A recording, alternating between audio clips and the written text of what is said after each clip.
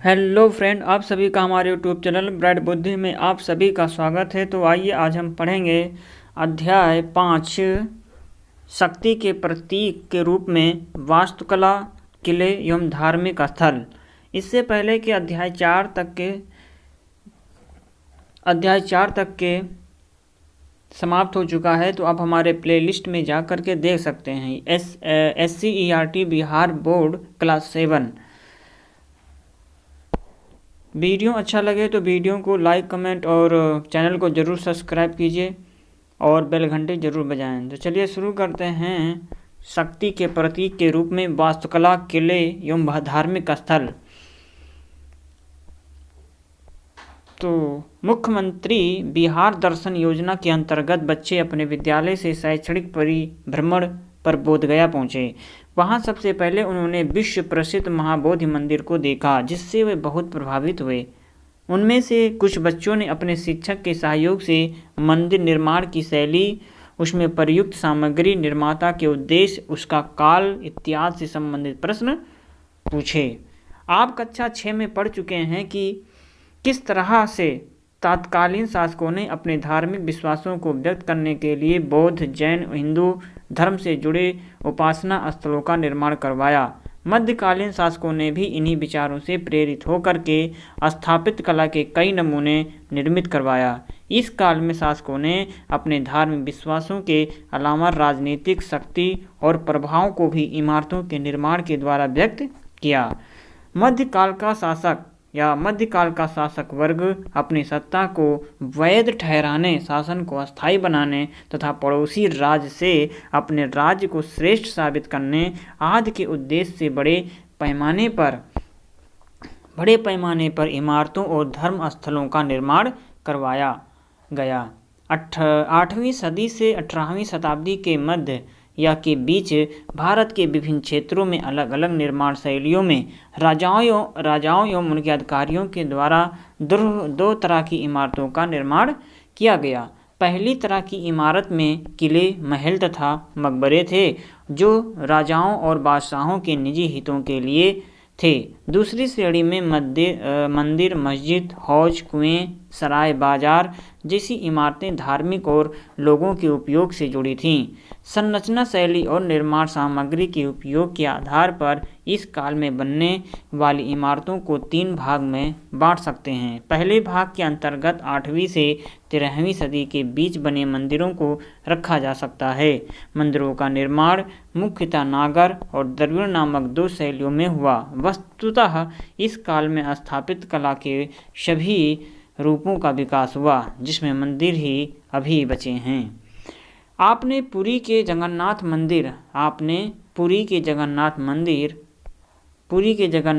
मंदिर या खजुराहो मध्य प्रदेश में बने मंदिरों के विषय में सुना होगा। ये अपने निर्माण शैली, भव्यता, मजबूती के लिए विश्व में आज भी प्रसिद्ध हैं। इन मंदिरों का निर्माण नागर शैली में हुआ था। किस शैली में हुआ था? ये नागर शैली में इन मंदिरों का निर्माण किया गया था। नागर शैली में इस शैली के मंदिर आधार से शीर्ष तक आयताकार एवं शंक्वाकार संरचना में बनी होती हैं। शीर्ष क्रमशः पतला होता जाता है, जिसे शिखर कहा जाता है, और मंदिर के केंद्रीय भाग में प्रधान देवता की मूर्ति स्थापित होती है, जिसे गर्भगृह कहा जाता है। मंदिर चारों तरफ अलंकृत स्तंभों पर टिकी होती है। यह प्रदक्षिणा पथ से भी घिरा होता है। गर्भगृह के पीछे अगल बगल झरोखा बना होता है, और उस समय मंदिरों का निर्माण मुख्यतः पत्थरों को तराश कर क्रमिक रूप से एक दूसरे के साथ जोड़ते हुए बनाया जाता था। कोणार्क का सूर्य मंदिर। आइए इन मंदिरों के बारे में जानते हैं। आपके गांव के मंदिर में नागर शैली की कौन सी विशेषता दिखती है? कमेंट करके जरूर बताइएगा। तो कोणार्क का सूर्य मंदिर के बारे में जानते हैं। 13वीं शताब्दी में निर्मित वास्तुकला की महान उपलब्धि कोणार्क का सूर्य मंदिर है। सूर्य पौराणिक कथाओं में अपने 7 घोड़ों वाले रथों पर सवार होकर के आकाश में चलता है। इसी दृश्य को मंदिर के रूप में अभिव्यक्त किया गया है। मंदिर को रथ का रूप दिया गया है और मंदिर का आधार एक विशाल चबूतरा है। इसके चारों ओर पत्थर के तरासे हुए 12 पहिए लगाए गए हैं और सूर्य के रथ का पूरा एहसास कराने के लिए चबूतरे के सामने जो सीढ़ियाँ उनसे 7 अश्वों की स्वतंत्र मूर्तियाँ ऐसी लगी हैं जैसे ये 7 घोड़े रथ को खींच रहे हों। इसी चबूतरे पर मंदिर के दो भवनों दखुल और जगमोहन का निर्माण कराया गया है। अर्थात यहाँ पर 2 भवन का निर्माण किया गया है जिसका नाम है देकुल और जगमोहन का निर्माण किया गया था। मंदिर की बाह्य दीवारें उकेरी हुई आकृतियों से सजी हुई हैं। ये आकृतियाँ फूल पत्तियों, पशु, देवदानों, काल्पनिक पशुओं के रूप में बड़े आकार में उत्कीर्ण हैं। और इसी काल में दक्षिण भारत में मंदिर स्थापत्य कला और द्रविड़ शैली का विकास हुआ और इसकी विशेषता थी कि गर्भगृह के ऊपर कई मंजिलों का निर्माण होता था जिसकी संख्या 5 से 7 तक होती थी। जिसकी संख्या क्या होती थी? तो हम यहाँ समझें कि जो द्रविड़ या द्राविड़ शैली के जो विकास हुआ था इनकी विशेषताएं ये होती थी कि वो गृह या गर्भगृह के ऊपर कई मंजिलों का निर्माण किया जाता था। हम इसे किस शैली के नाम से जानते थे? तो इसको हम द्राविड़ शैली या स्थापत्य कला के रूप में जानते थे। इसे विमान का नाम दिया गया था। स्तंभों पट्टिका एक बड़ा कमरा होता था जिसे मंडप कहा गया। गर्भगृह के सामने अलंकृत स्तंभों पट्टिका एक बड़ा कक्ष होता था जिसमें धार्मिक अनुष्ठान किए जाते थे। संपूर्ण मंदिर की संरचना ऊंची दीवारों से घिरी होती थी जिसमें एक प्रवेश द्वार होता था। वो बहुत भव्य और अलंकृत होता था। इसे क्या कहा जाता था? इसे पौरम कहा जाता। इसका सबसे महत्वपूर्ण उदाहरण मदुरई के मीनाक्षी सुंदरेश्वर मंदिर है। मदुरई के मीनाक्षी सुंदरेश्वर मंदिर है। तंजौर का बृहदेश्वर मंदिर द्रविड़ शैली में ही निर्मित है। तंजौर का बृहदेश्वर मंदिर लेकिन सामान्यतः देखने में वो नागर शैली की विशेषताओं से परिपूर्ण लगता है और इस तरह के मंदिरों का निर्माण एक साथ शासकों की शक्ति, धन, वैभव और भक्ति भाव को प्रदर्शित करता है। इसका प्रमाण है कि बृहदेश्वर मंदिर से जुड़ा एक अभिलेख। इससे ये ज्ञात होता है कि मंदिर का जो निर्माण है वो राजा राजदेव ने अपने देवता की उपासना हेतु किया जिसका नाम राजा राजेश्वरम था। शासक और भगवान के नाम से समानता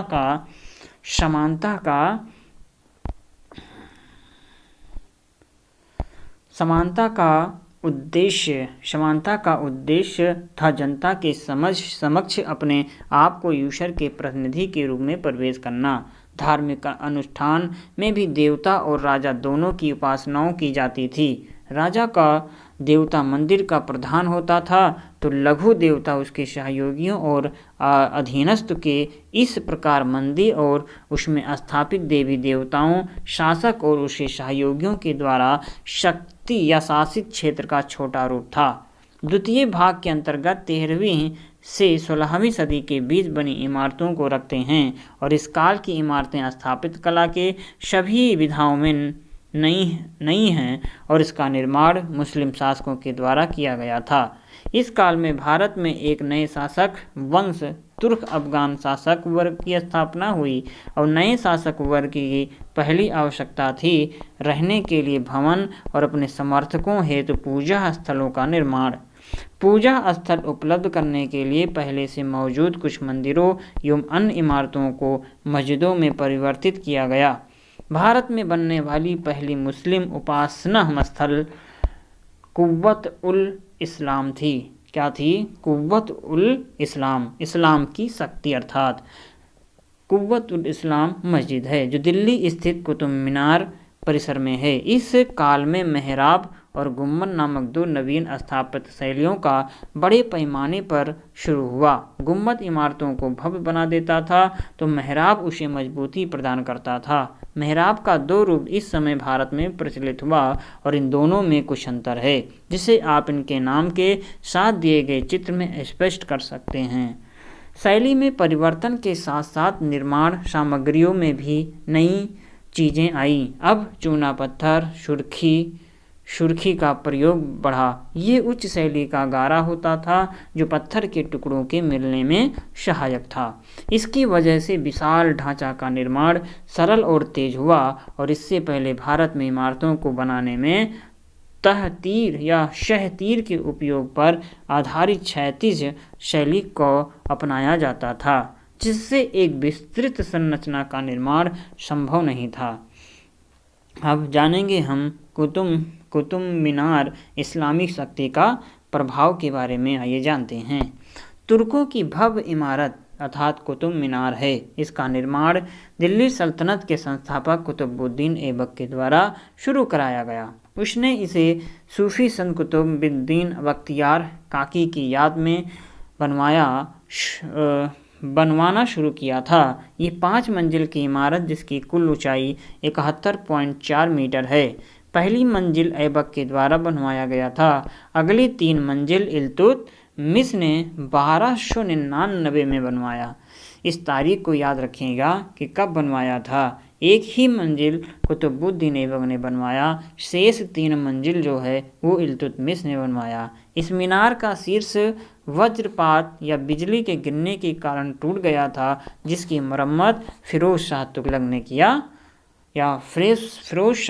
ने करवाया। साथ ही उसी ने इसमें 1 मंजिल और जोड़ा और इसका मुख्य आकर्षण इसके छज्जे हैं जो मीनार से जुड़े हैं। लाल और सफ़ेद बालू पत्थर संगमरमर से इसका निर्माण हुआ। कुतुब मीनार का निर्माण इस्लामी शैली में हुआ है। मेहराब की वैज्ञानिक विधि का पहली बार प्रयोग कुतुब मीनार के प्रवेश द्वार अलाई दरवाज़ा में देखते हैं।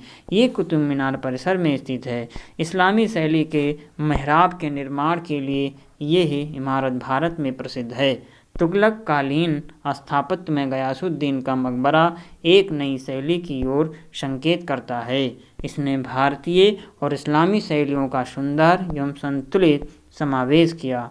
तुगलक काल में भवनों का निर्माण बड़े पैमाने पर हुआ और इस काल की इमारतें ऊंचे चबूतरे पर और गुम्बद संगमरमर का बनवाया है। दिल्ली सल्तनत के कमज़ोर होने के साथ साथ वहाँ के कलाकारों का अन्य क्षेत्रों में पलायन हुआ। वहाँ स्थानीय शासकों ने, जिनका उदय सल्तनत काल के पतन के बाद हुआ, इन्हें संरक्षण प्रदान किया गया और इन राज्यों में स्थानीय विशेषताओं को ग्रहण कर स्थापत्य कला का काफ़ी विकास किया गया। ऐसे स्थानीय राज्य जिसने कला का बहुत संरक्षण दिया वे थे गुजरात, बंगाल, जौनपुर और मालवा। क्या आप जानते हैं कि आप यह जानते होंगे कि 12वीं शताब्दी में जो बिहार तुर्कों का अधिकार हो गया था, इसके बाद बिहार में भी तुर्क अफगान शैली में इमारतों का निर्माण शुरू हुआ। इनमें आरंभिक इमारत हैं बिहार शरीफ स्थित मलिक इब्राहिम या मलिक बयां का मकबरा, तेलहड़ का मस्जिद, बेगुहा या बेगु हजाम की मस्जिद, मलिक बयां का मकबरा। बिहार में तुर्क काल की सबसे महत्वपूर्ण इमारत बिहार शरीफ स्थित मलिक इब्राहिम या मलिक बयां का मकबरा है। इसका निर्माण 1353 में हुआ और इस पर दिल्ली की तुगलक शैली का प्रभाव है। इसकी प्रेरणा गयासुद्दीन तुगलक के मकबरे से ली गई। इसमें ढलवा दीवारें और गुम्बद बनाया गया है। इसका निर्माण ईंटों से हुआ, बल्कि इब्राहिम प्रसिद्ध सूफी संत थे और इस मकबरे का निर्माण इनके लड़के सैयद दाऊद के द्वारा किया गया। स्थापित कला के विकास के तृतीय भाग के अंतर्गत मुगल काल में बनी इमारतों को रखा जा सकता है। मुगलों ने भव्य महलों, किलों, विशाल द्वारों, मस्जिदों एवं बागों का निर्माण करवाया।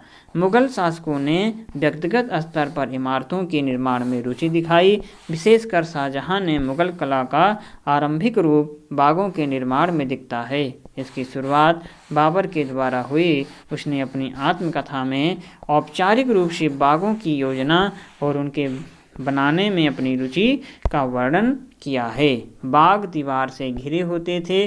कृत्रिम कृत्रिम नहरों के द्वारा 4 भागों में विभाजित आयताकार अहाते में स्थित होते थे और 4 समान हिस्सों में बटे होने के कारण ये 4 बाग कहलाते थे।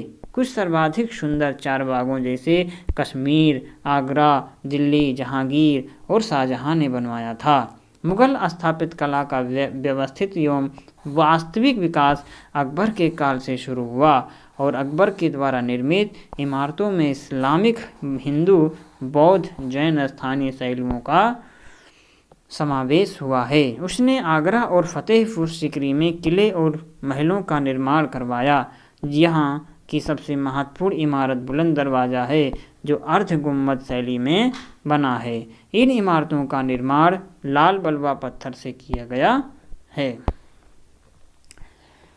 साम्राज्य के विस्तार के साथ साथ उसके संसाधन बढ़े। इससे स्थापित कला का विकास भी हुआ। जहांगीर के शासनकाल के अंत में पूरी तरह से संगमरमर की इमारतें बनने लगी। इनकी दीवारों पर कीमती पत्थरों की नक्काशी की गई। हुमायूं और इतामादुद्दौला का मकबरा इसका एक अच्छा उदाहरण है। इन दोनों मुगलकालीन इमारतों में एक नई शैली का सूत्रपात हुआ। जैसे हुमायूं के मकबरे में गुम्बद पूर्णतया संगमरमर का बना है। इसमें ऊंचा मेहराब युक्त प्रवेश द्वार का प्रयोग पहली बार हुआ। एतमादुद्दौला के मकबरे में पहली बार पितरा दूरा अथवा रंगनी पत्थरों से पच्ची कारी का प्रयोग किया गया। आगे चलकर इसका पूरा इस्तेमाल ताजमहल में हमें दिखाई पड़ता है। इतमादुद्दौला ने नूरजहां का पिता था, जिसका प्रभाव जहांगीर के काल में नूरजहां के कारण बहुत अधिक रहा। नूरजहां के प्रयासों से ही ये मकबरा बना था। शाहजहां के शासनकाल में मुगलकालीन भव्य इमारतों को बनाया और यह काल अपेक्षाकृत शांत और शासन के स्तर पर काफ़ी समृद्ध था। यद्यपि जनता इस काल में ज़्यादा परेशान रही क्योंकि सबसे अधिक अकाल इसी काल में हुई। इस समय बनने वाले भव्य इमारतों के पीछे एक तर्क ये भी दिया जाता है कि जनता को कठिनाइयों से निकालने के उद्देश्य से शाहजहां व्यापक स्तर पर इमारतों का निर्माण करवा रहा था ताकि लोगों को लगातार काम मिल सके। और इस काल में बनने वाली इमारतों में संगमरमर का इस्तेमाल बड़े पैमाने पर किया गया। साथ ही स्तंभों, दीवारों पर रत्न जड़ित नक्काशी अर्थात पितरा दूरा का प्रयोग भी खूब किया गया। इन दोनों के इस्तेमाल से निर्मित ताजमहल स्थापित कला का एक अभूतपूर्व उदाहरण है। इसकी प्रमुख विशेषता उसका विशाल गुम्बद, मुख्य भवन के चबूतरे के किनारों पर खड़ी 4 मीनारें हैं। संगमरमर के सुंदर झरोके, जड़े हुए कीमती पत्थरों का छतरियों से इसकी सुंदरता बहुत बढ़ जाती है। इसके अलावा इसके चारों तरफ लगाए गए सुसज्जित बाग से ये और भी प्रभावशाली लगता है। और इसी काल में आगरा, दिल्ली की भव्य मस्जिदों का निर्माण भी करवाया गया। शाहजहां ने दिल्ली में शाहजहांबाद नामक नवीन नगर की स्थापना 1638 ईस्वी में की, जहां प्रशासनिक भवन के रूप में लाल किला का निर्माण करवाया। ये किला लाल बलुआ पत्थर से बनाया गया जो अपने निर्माण काल से शक्ति और सत्ता का केंद्र बना हुआ है। शाहजहां के काल में निर्माण कार्य अनवरत रूप से चलते रहे और विशेष रूप से आगरा, दिल्ली में उसने सबसे अधिक ध्यान सार्वजनिक और निजी सभा कक्षों अर्थात दीवाने आम, दीवाने खास के निर्माण पर दिया। निर्माण में इस बात पर ध्यान दिया गया कि बादशाह के बैठने का आसन ऊंचा हो ताकि सभी का ध्यान उसके तरफ रहे। इसके या उसके सिंहासन के पीछे पितरा दूरा का जो काम किया गया है उसने चित्रकारी भी की है या उसमें चित्रकारी भी शामिल है। ये उसकी शक्ति, प्रेता और पृथ्वी पर ईश्वर के प्रतिनिधि इत्यादि का आभास करने के उद्देश्य से था। औरंगजेब के शासनकाल में स्थापित कला का विकास शिथिल पड़ गया। वस्तुतः उसका शासन अपनी पूर्ववर्ती की अपेक्षा अशांत रहा। उसे निरंतर आंतरिक विद्रोह का सामना करना पड़ा। साथ ही साम्राज्य को नुकसान पहुंचाने वाले कई कारक भी उसी काल में उभर कर सामने आए और जिसके विषय में आप अध्याय 4 में पढ़ा है। औरंगजेब ने लाल किले में मोती मस्जिद एवं अपनी पत्नी की याद में महाराष्ट्र के औरंगाबाद में बीबी का मकबरा बनवाया, लेकिन यह इमारत मुगल काल की उस भव्यता को प्रदर्शित नहीं करते जो उसकी विशेषता थी। मुगल शैली का बिहार में सबसे सुंदर उदाहरण 1617 में निर्मित शाह दौलत का मनेर स्थित है। मनेर स्थित मकबरा है जिसे जहांगीर के समय में बिहार के प्रांतपति इब्राहिम खान काकर ने बनवाया था। इसका निर्माण लाल बलुआ पत्थर से हुआ और इसमें अकबरकालीन मुगल शैली की सभी विशेषताएं दिखाई पड़ती हैं। मुगल वास्तुकला की शैली और परंपरा 18वीं सदी 19वीं सदी में नवोदित राज्यों के संरक्षण में जारी रहा और इसका एक अच्छा उदाहरण अवध के नवाबों के द्वारा लखनऊ में निर्मित इमारत है। सासाराम स्थित शेर शाह का मकबरा। सासाराम में स्थित शेर शाह का मकबरा। बिहार के सासाराम में 3 मकबरों का निर्माण 16वीं सदी में शेर शाह और उसके पुत्रों के द्वारा करवाया गया। इसमें शेर शाह का मकबरा जो अफगान शैली में निर्मित है, स्थापित कला में अपना विशिष्ट स्थान रखता है। यह अफगान शैली का संपूर्ण भारत में सबसे अच्छा उदाहरण है। यह इमारत 1645 में बन करके तैयार हुआ और झील के मध्य स्थित अष्टकोणीय आकार का ये मकबरा चौकोर चबूतरे पर बना है जिसके चारों ओर सीढ़ियां हैं। इसकी छत भव्य गुंबद है जो अपने संतुलित रूप और अपने सादगी के लिए जाना जाता। शेर शाह ने इसे अपने जीवन काल में ही निर्मित करवाया और यह इमारत तुर्क अफगान स्थापत्य और मुगल साम्राज्य कला जिसके विषय में आपने इसी पाठ में पढ़ा है के बीच संपर्क बिंदु है। इसने मुगलों के द्वारा निर्मित भव्य इमारतों के लिए एक मजबूत रूपरेखा पेश की थी और इस मकबरे की संपूर्ण विशेषता को मुगलों ने अपनी इमारतों में अपना करके उसे विकसित किया। शेर शाह का मकबरा बिहार को स्थापित कला के क्षेत्र में भारत में एक विशिष्ट पहचान दिलाता है। और इसी के साथ हमारा अध्याय भी समाप्त होता है। यहाँ पर आपको बहुविकल्पीय प्रश्न हैं, इनके उत्तर आपको इन प्रश्नों को पढ़ करके या ऊपर आपने भी पढ़ा होगा जिसके उत्तर आप बहुत आसानी से दे सकते हैं। तो कमेंट में ज़रूर बताएं कि मध्यकाल में मंदिर निर्माण की कितनी शैलियाँ मौजूद थीं। तो 2 ही शैलियाँ मौजूद थीं। बिहार में नागर शैली में बने मंदिर का सबसे अच्छा उदाहरण कौन सा है? तो ये अभी हम ऊपर पढ़े हैं, तो आप कमेंट में ज़रूर बताएं कि इन दोनों में से कौन सा सही है। तो हम मिलेंगे एक नई वीडियो में, तब तक आप पढ़ते रहें, मस्त रहें। नमस्कार।